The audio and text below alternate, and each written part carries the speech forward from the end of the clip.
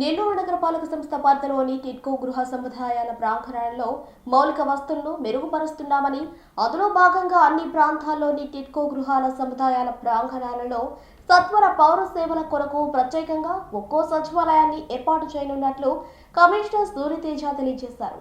రాష్ట్ర ప్రభుత్వం నిర్దేశించిన ప్రజా సమస్యల పరిష్కార వేదికను నెల్లూరు నగరపాలక సంస్థ కార్యాలయంలోని కమాండ్ కంట్రోల్ విభాగం సమావేశ మందిరంలో సోమవారం నిర్వహించారు. కమిషనర్ సూర్యతేజ పాల్గొని అర్జీదారుల నుంచి వినతి పత్రాలను స్వీకరించారు.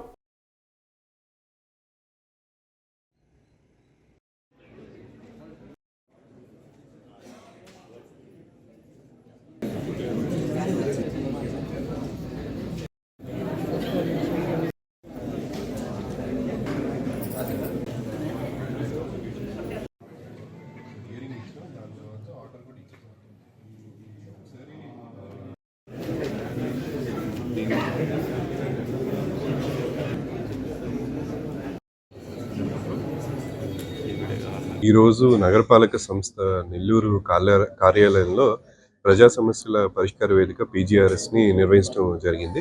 ఇప్పటి వరకు 30 సమస్యలు రావటం జరిగింది. వీటన్నిటి మీద కూడా కన్సర్న్డ్ సెక్షన్స్ అందరికీ ఇన్స్ట్రక్షన్స్ ఇవ్వటం జరిగింది. వీటిల్లో ముఖ్యంగా హౌసింగ్కి సంబంధించి 15 గ్రీవెన్సెస్ వచ్చినాయి. ఈ హౌసింగ్ కూడా టిడ్కో ఇళ్ళుకి సంబంధించి ఎవరైతే అమౌంట్స్ కట్టున్నారో, లోన్స్ వచ్చినాయో అలాంటి గ్రీవెన్సెస్ రావడం జరిగింది. వీళ్ళందరికీ కూడా ఎవరైతే మూవ్ అవుతారో, అంటే ఎవరైతే టిడ్కో ఇంట్లోకి మూవ్ అవుతారో వాళ్ళందరికీ కూడా కావాల్సిన వసతులు, అంటే అక్కడ ఒకవేళ థెఫ్ట్ అయిన కొన్ని ఉన్నాయి, ఇక్కడ ఎవరైనా కరెంటు వైరింగ్కి గురించి కానీ, వాటర్ సప్లై గురించి కానీ ఉంటే విత్ ఇన్ వీక్ ఎమ్యూనిటీస్ అన్ని ప్రొవైడ్ చేసి వాళ్ళు అక్కడ జాయిన్ అయ్యేటట్టు కూడా ఎంకరేజ్ చేయడం జరుగుతుంది. సో ఇవన్నీ కూడా ప్రజలందరికీ కూడా విజ్ఞప్తి చేయడం జరిగింది. టిడ్కో బెనిఫిషరీస్ ఎవరైనా ఉంటే వాళ్ళందరూ కూడా మీ ఇళ్ళకి చేరండి. అక్కడ కావాల్సిన ఏవైతే ఫినిష్ అయిన బిల్డింగ్స్ ఉన్నాయో దాంట్లో మీరు చేరొచ్చు. అక్కడ కావాల్సిన వైరింగ్ అని ఏమన్నా ఉన్నా సరే అక్కడ కన్సర్న్డ్ వాళ్ళు ఖచ్చితంగా అన్ని ప్రొవైడ్ చేసి విత్ ఇన్ వీక్ మీకు ఆ ఇంటిని కూడా తీసుకోవడం జరుగుతుంది. ఆల్రెడీ కీస్ కూడా మీ దగ్గర ఉన్నాయి కాబట్టి అవి కూడా జాయిన్ అవ్వమని చెప్తున్నాను. అలానే టౌన్ ప్లానింగ్ నుంచి 6 గ్రీవెన్సెస్ రావడం జరిగింది. అలానే పబ్లిక్ హెల్త్ 2, ఇంజనీరింగ్కి సంబంధించి అంటే డ్రైన్స్ కోసం కానీ వేరే వర్క్స్ కోసం 7 వరకు రావడం జరిగింది.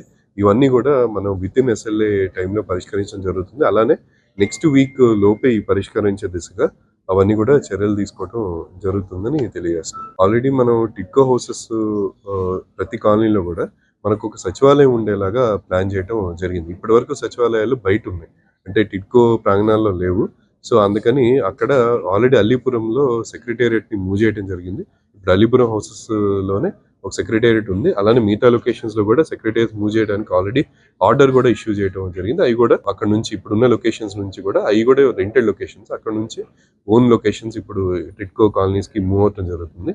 వీటితో పాటు మనకి ఇప్పుడైతే సెక్యూరిటీ అక్కడ పెరగాలి అంటే జనాలందరూ కూడా అక్కడికి వెళ్ళి ఉండటం స్టార్ట్ చేయాలి అన్న ఉద్దేశంతో ముందుగా గ్రౌండ్ ఫ్లోర్ ఎవరైతే అందరూ బెనిఫిషియరీస్ ఉన్నారో ప్రతి బిల్డింగ్కి వాళ్ళని ఎంకరేజ్ చేసి గ్రౌండ్ ఫ్లోర్ టిడ్కో హౌసెస్ అని ఆక్యుపై చేసేలాగా చర్యలు చేపట్టడం జరిగింది.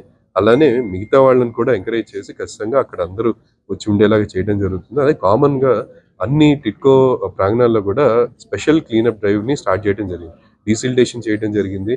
పిచ్చి మొక్కలు పెరిగి ఉన్న అవన్నీ కూడా క్లియర్ చేయడం జరిగింది. వాటితో పాటు స్ట్రీట్ లైటింగ్ కూడా ఏర్పాటు చేయడం జరిగింది. సో స్ట్రీట్ లైటింగ్ కూడా ఉన్నాయి, ఇంకా కూడా పోల్స్ ఏవైతే ఉన్నాయో అక్కడ కూడా స్ట్రీట్ లైటింగ్ ఏర్పాటు చేయడం జరుగుతుంది. ఇప్పటికే స్టార్ట్ చేసి చాలా వరకు స్ట్రీట్ లైటింగ్ అమర్చడం జరిగింది. సో లైటింగ్ ఫెసిలిటీ ఉంది.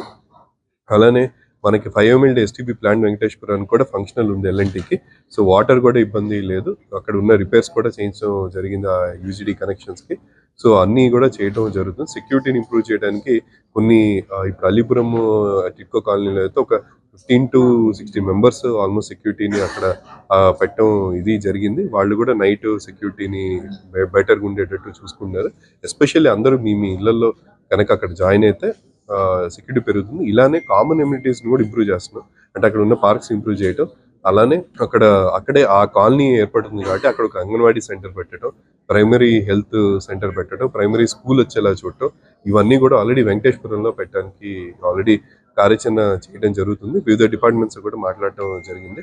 ట్రాన్స్పోర్ట్ ఫెసిలిటీ ఇంప్రూవ్ చేయడానికి బస్సెస్ది కూడా మాట్లాడటం జరుగుతుంది. సో దట్ కాలనీ నుంచే బయట మార్కెట్స్కి కానీ ఎక్కడైతే పనిచేసే ప్రాంతాలు ఉంటాయో అక్కడికి వెళ్ళడానికి ఫెసిలిటీస్ చేయడం జరుగుతుంది. దీంతో పాటు పెన్షన్లు నెలవారీ అందుకునే పెన్షన్లు కూడా ఇప్పుడు ఎవరైతే టిడ్కో హౌసెస్ బెనిఫిషియరీస్ ఎక్కడైతే ఉంటున్నారో ఆ కన్సర్న్ సచివాలయాన్ని ఆ ప్రాంతానికి తరలించడం, అంటే ఎక్కడైతే ఇప్పుడు ఆ సచివాలయాలు టిడ్కో హౌసెస్ ఉన్న సచివాలయమే అక్కడ ఉంటుంది. సో వాళ్ళకి వేరే దగ్గర తీసుకునే పెన్షన్ కూడా ఈ పెన్షన్ ని ట్యాగ్ చేసి ఇక్కడ ఈ సచివాలయంలో తీసుకొని పెన్షన్ అందేలాగా చర్యలు తీసుకోవటం జరుగుతుందని చెప్తుంది. ఆల్రెడీ మనకి 54 వార్డ్స్కి సంబంధించి స్పెషల్ శానిటేషన్ డ్రైవ్ ఎక్కడైతే మనకి ఈ డ్రైన్స్ డీసిల్టేషన్ చేయాల్సిన అవసరం ఉందో, ఎక్కడైతే మనకి ఎక్కువ చెత్త ఓపెన్ స్ప్లాట్స్లో కానీ మిగతా దగ్గర ఉన్నాయో special sanitation drive irrespective of ward అన్ని చోట్ల కూడా చేపట్టమని చెప్పడం జరిగింది. చాలా వార్డ్స్లో ఆల్రెడీ స్పెషల్ శానిటేషన్ డ్రైవ్ చేసున్నారు. మిగతా వార్డ్స్లో కూడా స్పెషల్ శానిటేషన్ డ్రైవ్ చేపట్టడం జరుగుతుంది. ఆల్రెడీ దీని మీద క్లియర్ ఇన్స్ట్రక్షన్స్ ఇవ్వడం జరిగింది. వెహికల్స్ని కూడా ఎంగేజ్ చేసుకోవడం జరుగుతుంది. అంటే ప్రైవేట్గా వెహికల్స్ని ఎంగేజ్ చేసుకోవడం, వర్కర్స్ని ఎంగేజ్ చేసుకొని మనకి సిటీలో ఎక్కడ కూడా డ్రైన్స్లో సిల్ట్ ఉండటం కానీ, ఎక్కడ కూడా బయట చెత్త కింద ఉండటం కానీ లేకుండా చేయడానికి చర్యలు తీసుకోవడం జరుగుతుంది. అందరికీ తెలియజేసే విషయం ఏంటంటే, ఇప్పటి వరకు మనం డిమాలిషన్స్ చేసిన సిటీలో కానీ ఇప్పటి వరకు హైకోర్టు ఎలాంటి స్టే ఆర్డర్స్ కూడా ఇప్పటి వరకు ఇవ్వలేదు.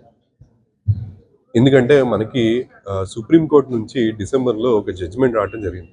సుప్రీంకోర్టు జడ్జిమెంట్ ప్రకారం ఈ అనాథరైజ్గా కట్టే దేన్ని కూడా రెగ్యులరైజ్ చేయకూడదు అని చెప్పి జడ్జిమెంట్ ఇవ్వడం జరిగింది. అలానే మున్సిపల్ అథారిటీస్కి కూడా మీరు డ్యూ ప్రాసెస్లో యాక్షన్ తీసుకోండి వీళ్ళ మీద అని చెప్పి జడ్జిమెంట్లో చాలా క్లియర్ కట్గా ఇవ్వడం జరిగింది. ఆ జడ్జిమెంట్ని కోట్ చేస్తే మనకి స్టేట్ గవర్నమెంట్ నుంచి కూడా ఉత్తర్వులు రావడం జరిగింది. ఇక్కడ కూడా మనం అందరూ WPRSకి కానీ ప్లానింగ్ సెక్షన్కి కూడా ఖచ్చితంగా దాని మీద సర్క్యులర్ కూడా మనం ఇవ్వటం జరిగింది. సో ఖచ్చితంగా మనం సుప్రీంకోర్టు గైడ్లైన్స్ని అనుసరించి మనం డ్యూ ప్రాసెస్లో చేస్తున్నాం. సో ఇప్పటి వరకు ఎలాగా కూడా ఎవరైతే వైలేషన్స్ చేస్తారో ఖచ్చితంగా ఆక్రమణలు ఏవి కూడా ఎంకరేజ్ చేసే ప్రసక్తే లేదు. కానీ ఖచ్చితంగా మేము వీ విల్ టేక్ డ్యూ ప్రాసెస్లో యాక్షన్ తీసుకోవడం జరుగుతుంది. ఎందుకంటే మనం అన్ని డ్యూ ప్రాసెస్లో చేయడం, PO నోటీస్ ఇవ్వడం, CO నోటీస్ ఇవ్వడం, వాళ్ళ ఎక్స్ప్లెనేషన్ తీసుకోవడం, దాని తర్వాత వాళ్ళకి ఆపర్చునిటీ ఇచ్చి ఆ కరెక్షన్స్ని కరెక్ట్ చేసుకునే ఆపర్చునిటీ కూడా ఇవ్వడం జరుగుతుంది. సో కరెక్షన్స్ ఎవరైతే కరెక్ట్ చేసుకోరో ఖచ్చితంగా మనం డిమాలిషన్స్కి వెళ్ళి చేయడం కూడా జరుగుతుంది.